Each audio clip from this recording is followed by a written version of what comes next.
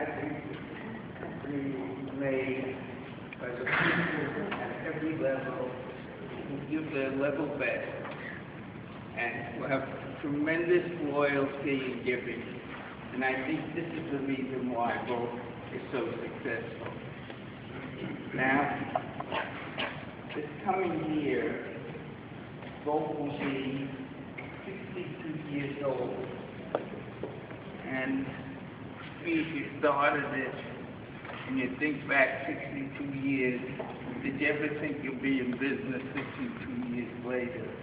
Especially if you look at the fact that so many companies don't last for very long.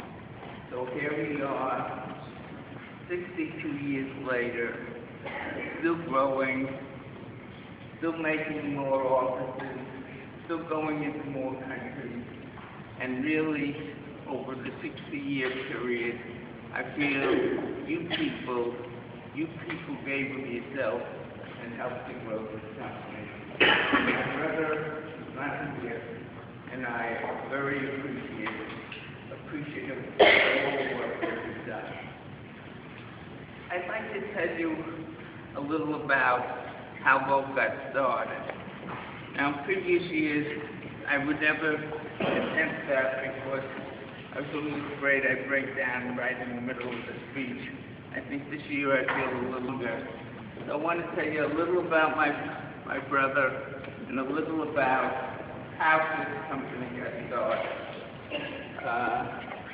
I also got to tell you some background facts. My brother at 4 years old had a tonsils, and the blood from the tonsils went down to his lungs. One lung was removed, the other one was infected, had a path to flow. My brother had an open back, a hole in his back for over 30 years. So even though he started at 4 years old, it went to a good part of his life. One of his lungs, I usually leave this out, so I think penicillin drugs. If you don't have lungs, you can't breathe and you can't live. And so with the drying up of that lung, they were able to close up his back, and he lived a normal life after that. But you know, business, Bill and I, when we started Vogue, he was a very, very sick guy. He had a terrific amount of drive. I always thought my brother was not a normal guy. I thought because when we used to go to Mount Sinai Hospital, 2.5 years in Mount Sinai Hospital, and when he used to go to Mount Sinai Hospital, all the doctors would say he would never live.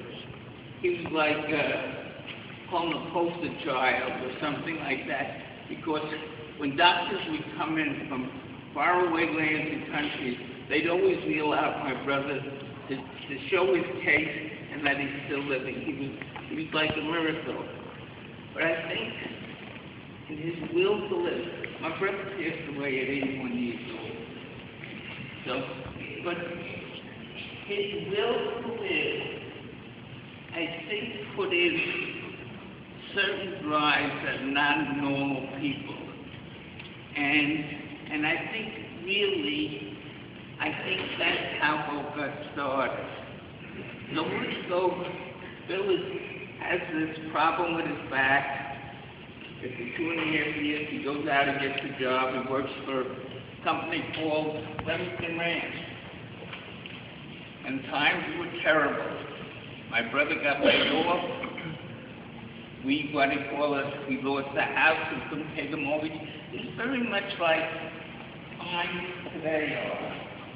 And when Bill lost his job, like any other person in New York, we get up at 6:30 in the morning, go to New York on the subway, buy the New York Times, look at the classified section, and every day he would look for a job.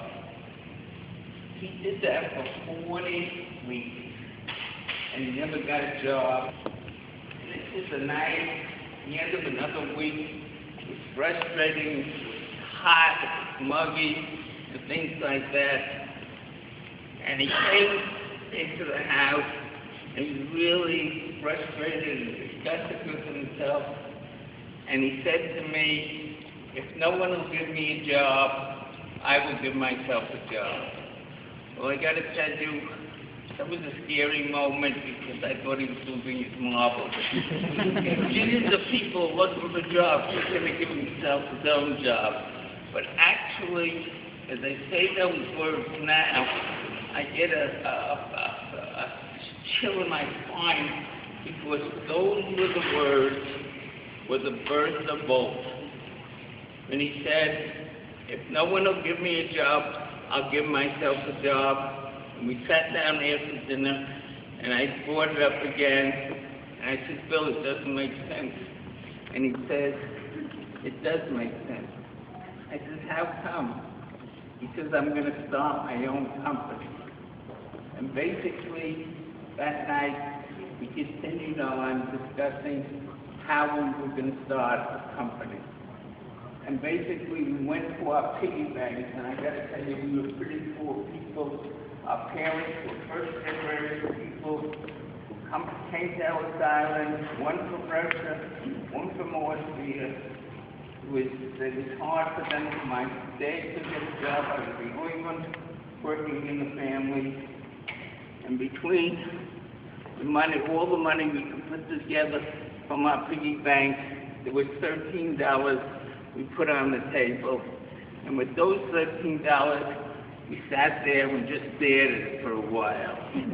What sort of a business are we going to go into with $13? It isn't like we had rich parents. It isn't like the banks are going to lend us money. It was, how are we going to start a company with $13? And we decided, after a long time of just staring at $13, that we would go into the tech writing business. Both had an education, and education is so important. Today, in our generation, it's been used. So basically, we said we would be technical writers. And basically, what we did with $13, we bought pads and some pens, and somehow we can learn how to be technical writers. We shared up our duties that evening, and I was going to be the technical writer, and I had a job in the daytime. So at night I would go to the library to learn how to be a technical writer, and my brother would be a salesman. My brother was a very good salesman, and he would only sell to companies that had 10 people or less that were doing government business, because he felt that he sold a company that had only 10 people, the president is a worker like any other worker, and therefore he'd get in to meet these people and he'd get jobs. And to our amazement, this is what happened. We started to get little jobs. First of all, we got no jobs. Then we got little jobs. Then we made friends with companies we were doing business, and they wanted to give us a second job because we did good work. And we couldn't take the second job. We had no money. If we took a second job, that job would put us out of business. So it isn't like we could grow and things like that, but there were really just so many limitations.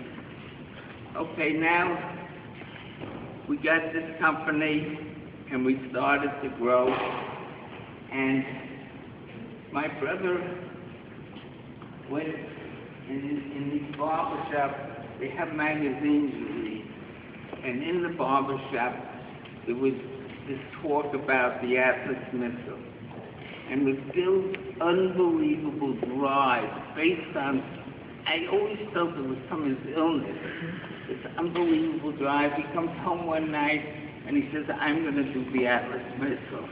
Now we have Earth. It seemed like as a third, starting a company, now he's going to do the biggest missile in the United States. And basically, What he did, both is starting to grow. We're reading typers into our house. We're adding an illustrator into our house. And I got to tell you, our house couldn't take two people. Eventually, we had to move out, which was scary, because doing business in your house, you have no overhead for rent, and now we started to have to pay rent. So, anyway, Bill flew General Dynamics to San Diego and told them there was a man there at airport that he wanted to do the Atlas missile. And Earl Ford says the Atlas missile isn't built yet, and if we gave you a contract, you want all changes, we're not going to do it. She went back second, third time. Fourth time, we gave him an indication that we were, that he was going out for bids. To make a long story short, basically, we got a chance to bid on part of the Atlas missile, and what happened is the work we submitted to General Dynamics was acceptable by the government. The other competitors who were doing some of the work on the Atlas did poorly, so eventually we ended up with the Atlas missile, all of it. The Earl Ford, who's head of purchasing, felt these other people didn't have a writing group, and that actually gave us the money in which we grew our company. So that's basically the story of how both got started. I go to present times and I look,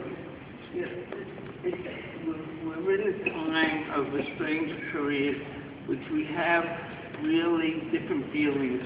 We're at the time of Christmas, we're at the time of Hanukkah, we're at the time of the change of the year. And so we look back at things and we look back at the year and what did we do in 2011? And I look back with the satisfaction of what the company did in 2011, and we as a country, what we did. We have so many of our veterans coming home. We have so many of our veterans that are unemployed.